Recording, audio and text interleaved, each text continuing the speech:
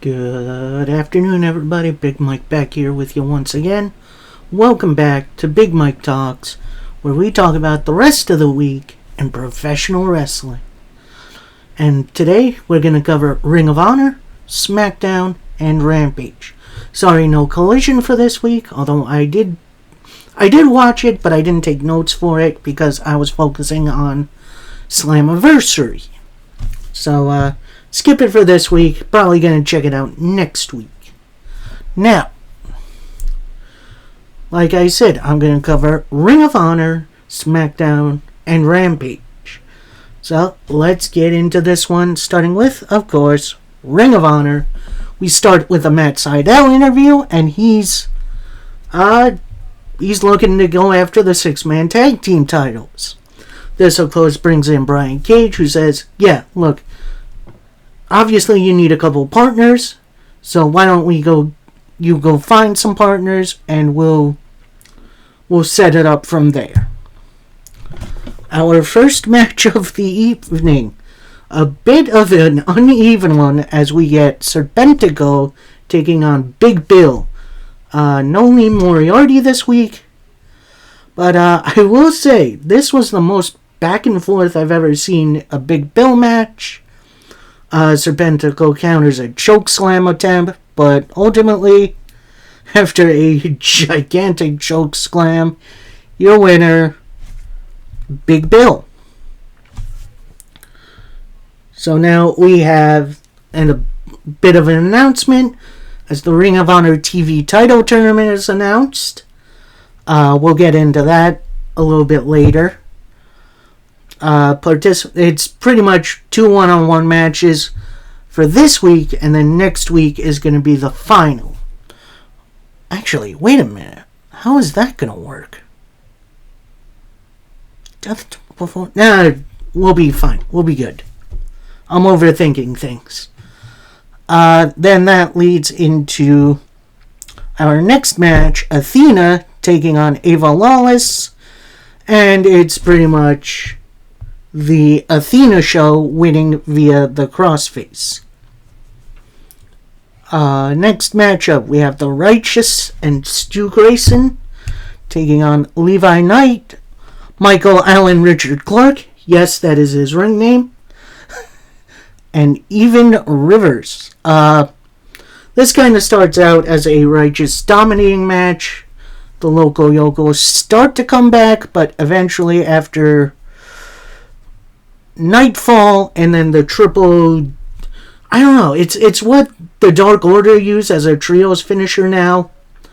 I don't think it has a name, but yeah, they win with that. And actually Evil Uno during the match comes in, sits in a chair at ringside. Then Stu Grayson and the Righteous are challenging to come in the ring. Uno grabs the chair, slides in the ring, and starts beating up one of the Loco Yocos, which, honestly, that was a little confusing, but then he slides Vince in the chair, and they jaw, with Uno pretty much saying, yeah, was that savage enough? Was that enough for us to have a match? So, we'll see where that goes. Next up, we got another Matt Sydal interview, and he reveals his partners for the six-man tag team title match as Christopher Daniels and Darius Martin join him. So, that's going to be interesting. See you a little later. Next up, we got Bambi Hall taking on Layla Hirsch in her singles return match to Ring of Honor. Now, obviously, she's been on AEW. She returned to the company last week on Ring of Honor, teaming with the Kingdom to take on the Infantry. And honestly, this was just a domination by Layla Hirsch over Bambi, finishing with the Fujiwara armbar submission victory. Next up, we got the first match in the TV title tournament as Tony Nese takes on Dalton Castle. Nese, of course, tries to get the arena to try to do group training. Then Dalton Castle's entrance music interrupts them. And honestly, this was a really, really fun back and forth bout. A lot of good stuff between the two. Obviously, the managers tried to get involved, but the boys brought it. And then after the Bangarang finisher, which is up there on my favorite finishers list, your winner, Dalton Castle. Now we move to the other side of the bracket as we get Shane Taylor versus Shawn Dean, one half of the Infantry. And this was a better match than I had ever thought it would be. I thought Shane Taylor would just dominate Mr. Dean, but this was a fun one. And then after a massive just elbow strike, your winner, Shane Taylor. So in the finals, we get Dalton Castle versus Shane Taylor. I don't think they've ever faced off, even in the OG Ring of Honor. Next up, we got Dalton Castle's boys taking on the Kingdom, Matt Taven and Mike Bennett. This match was a lot of fun. You definitely have the technical skill by Bennett and Taven, but the speed of the boys, the boys are seriously underrated, I think. They're a heck of a tag team on their own. Maybe one day they'll get to go off on their own a little bit. But then after the Rockstar Supernova, which is a great finisher name, your winners, the Kingdom. So that's going to be a fun one. And final for Ring of Honor, we got the Ring of Honor 6-man tag team titles playa as the Embassy, that's Brian Cage, Tola Leona, and Bishop Khan, taking on Mike Seidel, Christopher Daniels, and Darius Martin. And honestly, this was a fun old main event. Obviously, you got the power of the Embassy, but then the technical skill and the speed of the other team. It was pretty much trios wrestling at its finest. But of course, after a drill claw, your winner, and still Ring of Honor 6-man tag team champions, the Embassy. So that does it for Ring of Honor. We now move on to SmackDown, in which we start off with a Bianca Belair promo, which is very interesting. Pretty much saying, yeah, I'm ready for Asuka tonight. I'm ready to be the champ again. And we'll see what happens. This brings out, of course, Charlotte Flair, because they are in Flair country. And Charlotte pretty much says, yeah, I'm picking you to win here. I want a match with you coming up. And Bianca Belair says, how about SummerSlam? So, yeah, Charlotte and Bianca kind of booking their own match. We'll see how that goes.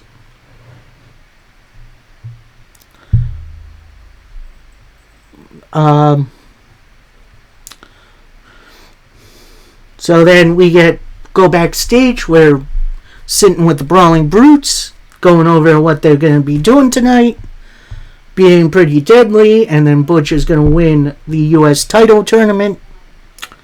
And that leads right into our first matchup of the evening, as the Brawling Brutes, being represented by Ridge Holland and Sheamus, take on the team of Pretty Deadly.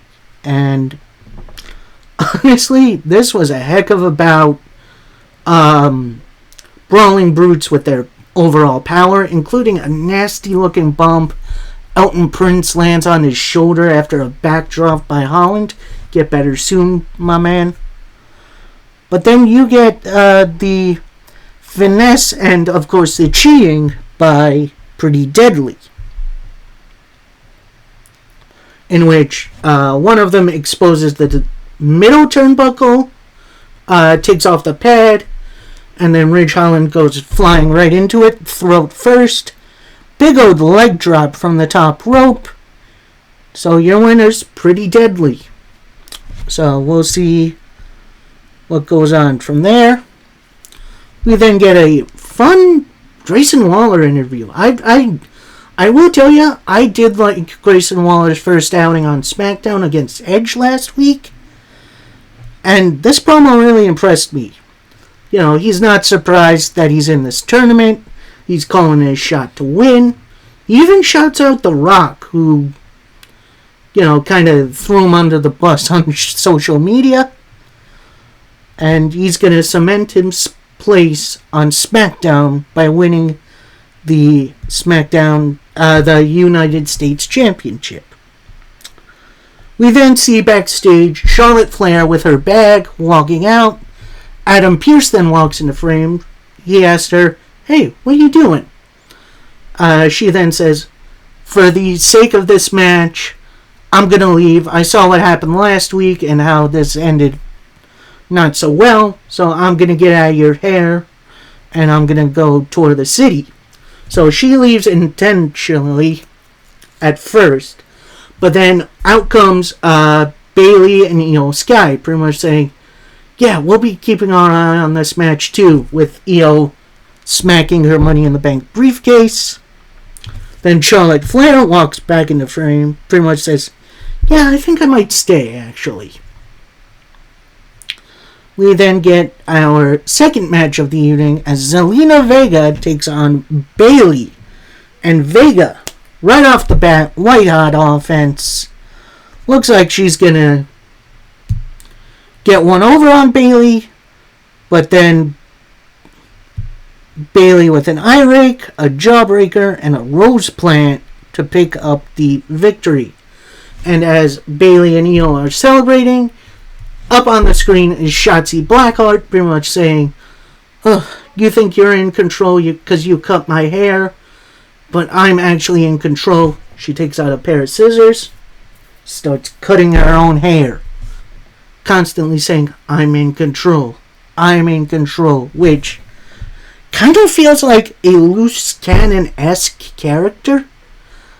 I like Shotzi the Tank Girl as much as anybody, but I think Shotzi has needed a little bit of a reboot for a little bit now, and honestly, I'm okay with this. And it was also revealed a bit later on that Shotzi did this in solidarity with her sister, who is battling cancer. So, good luck with your fight, and we are all rooting for you.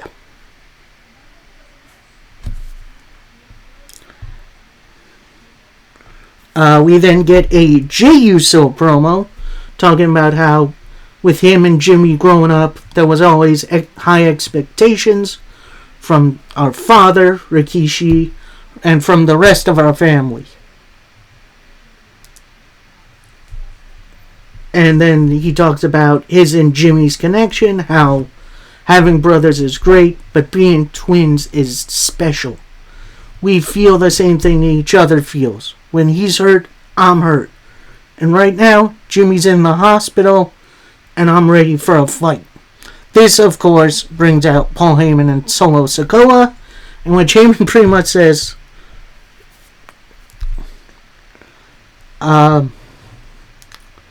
that next week he and Roman are going to be discussing terms of engagement for an upcoming match, which to me sounds like they're picking match stipulations for SummerSlam, which, yeah, cool. And then Heyman then blames Jey Uso for what happened to Jimmy. And he said, "Your father would not forgive you. Your uncles would not forgive you. Roman won't forgive you. I won't forgive you." And then Solo takes the mic, gets right into Jay's face, "For what you did to my brother Jimmy, I don't forgive you." And that one hurt. I gotta admit, that one hurt a little bit. And then that just sets Jimmy off, and they start brawling. That leaves Heyman and Jey in the ring together for a little bit. Then Solo comes back in with a chair, big old super kick to him. And then Jey unloads a big old super kick to Mr. Paul Heyman, which, honestly, that got me. Little bit of revenge for Mr. Heyman.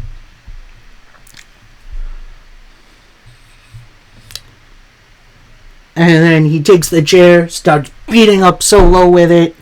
This brings out officials who try to break it up. For this next match, Austin Theory is on commentary, as we got the first Fatal 4-Way match to crown a new number 1 contender to the U.S. title, as we got AJ Styles, Santos Escobar, Grayson Waller, and Butch all looking to gain that spot. And honestly, this was a heck of a bout. Everyone worked together really well, especially Butch and Santos. Like, those two, honestly, I could watch forever. Those two were great. AJ Styles, of course, always great. And then Grayson Waller, I will say this, he kept up. He kept his end of the bargain in this match, and he looked great. I am surprised he didn't win, but about near the end, there was footage shown of Karrion Kross taking out the OC, AJ Styles' boys, and it looked like AJ Styles was going back to help. He then gets rolled back into the ring. Waller hits his rolling stunner, which is just way too many steps for a stunner.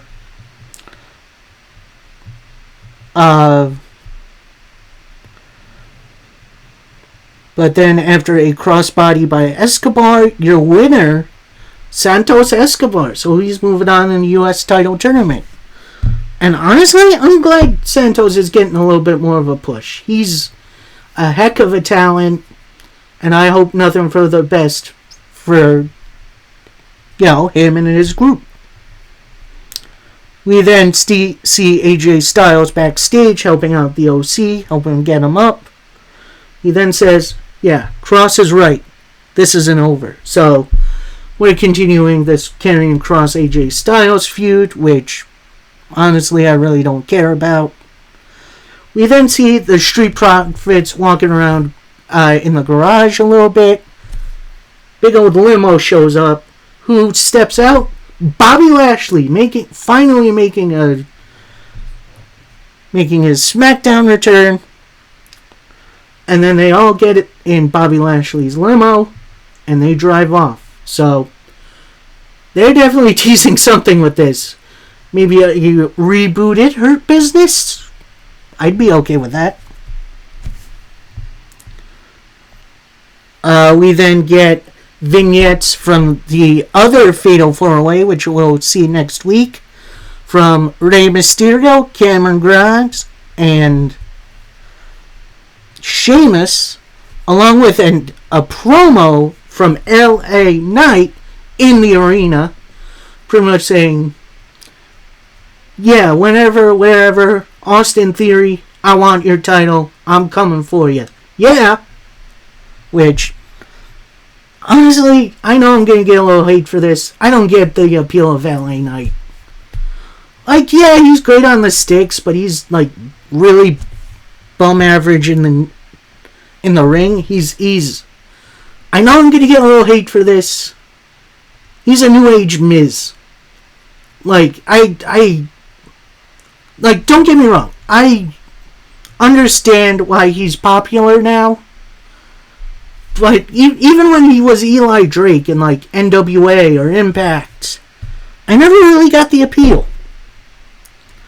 Anyway, we move on to our main event, the WWE Women's Title match, as Bianca Belair takes on Asuka.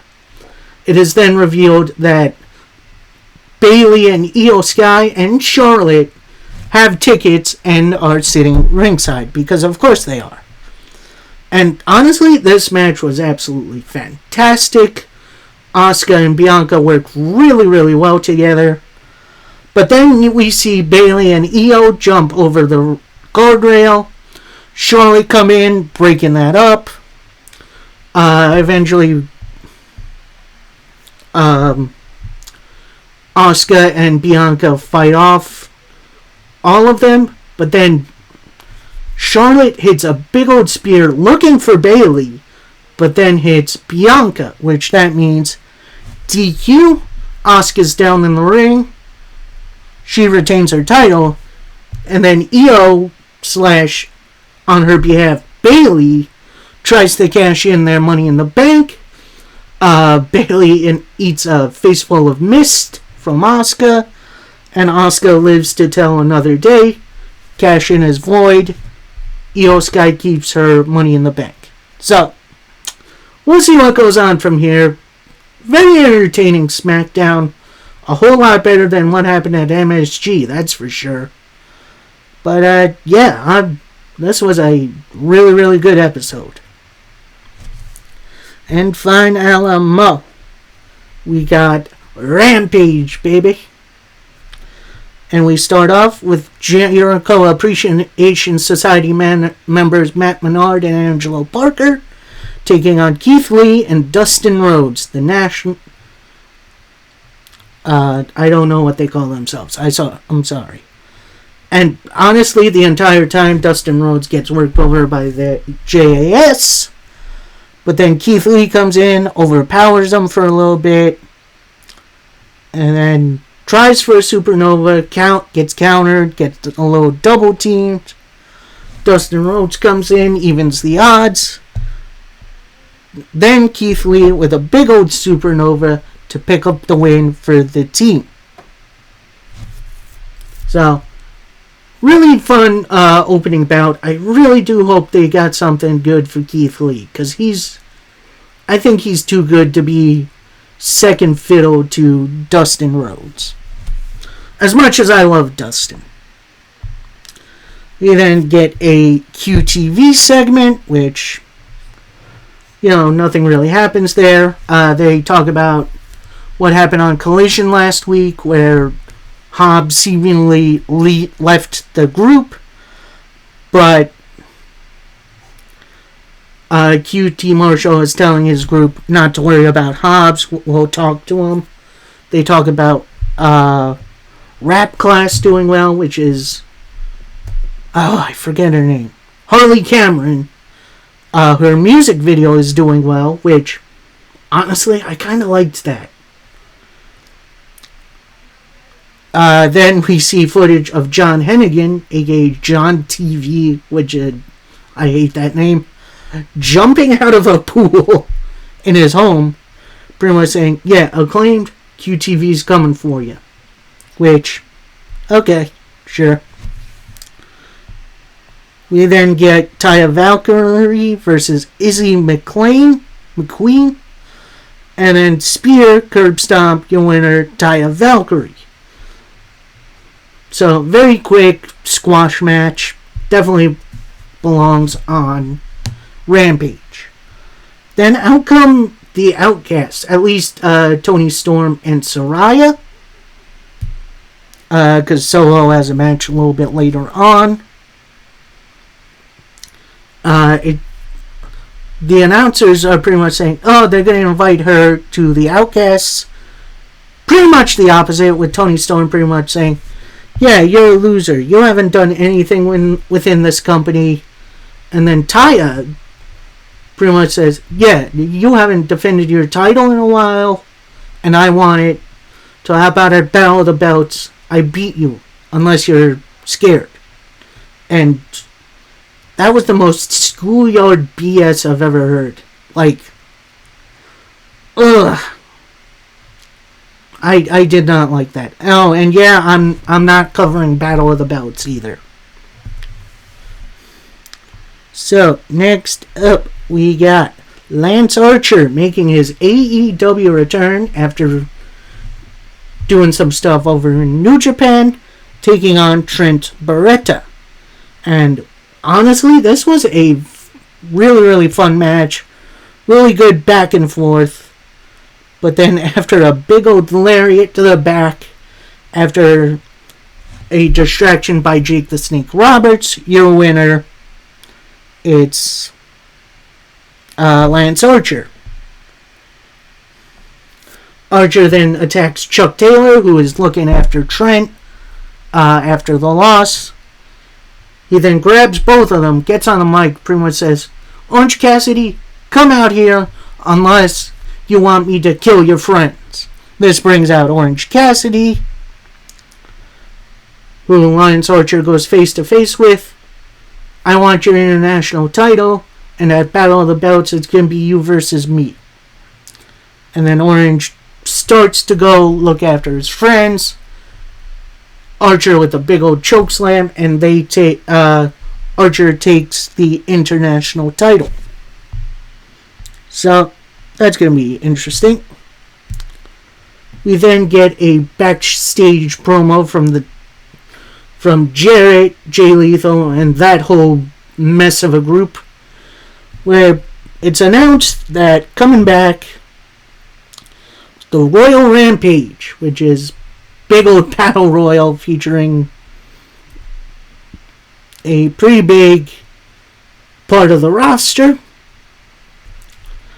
Next up, we got Konosuke Takeshita taking on Mentalo, who, it is revealed by Don Callis, used to train with Kenny Omega, which, honestly, that's pretty cool. Some decent back and forth stuff, but ultimately, after a pile driver and then a senton, your winner, Konosuke Takeshita. We then get a Dark Order interview saying that Adam Page deserved what he got last week on Rampage, and now it is the resurgence of the Dark Order in AEW. So it does seem like Dark Order on AEW TV are going heel because they're tired of people leaving them. Whether that be Stu Grayson, Alan Angels, Colt Cabana, Boom Boom Boom, etc., etc. So, gonna be interesting to see where this story goes. And finally, our main event for the week. It is the semifinals for the Women's Owen Hart Cup tournament, as Willow Nightingale takes on Ring of Honor Women's Champion Athena. And honestly, this was a really good back and forth bout. I'd say a lot better than their bout on Ring of Honor TV from a few weeks ago, but still, this was a dang good match. And then after a Death Valley driver, a drop kick into a roll up, your winner, moving on to the finals against Ruby Soho, Willow Nightingale. And while I'm not totally going to cover Collision, I can reveal the winners of the two Owen Hart Cups tournament, as Willow Nightingale beat Ruby Soho, and Ricky Starks cheated to beat CM Punk, which, honestly, that's really good. Very happy for both parties. And, very entertaining week for pro wrestling. And again, I'm going to be covering SummerSlam and then Triple Mania tomorrow, so stay tuned for that. Then I got predictions for Ring of Honor Death Before Dishonor for this Friday. And yeah, it should be a good time, no alcohol required. Until next time, happy wrestling, everybody. Peace.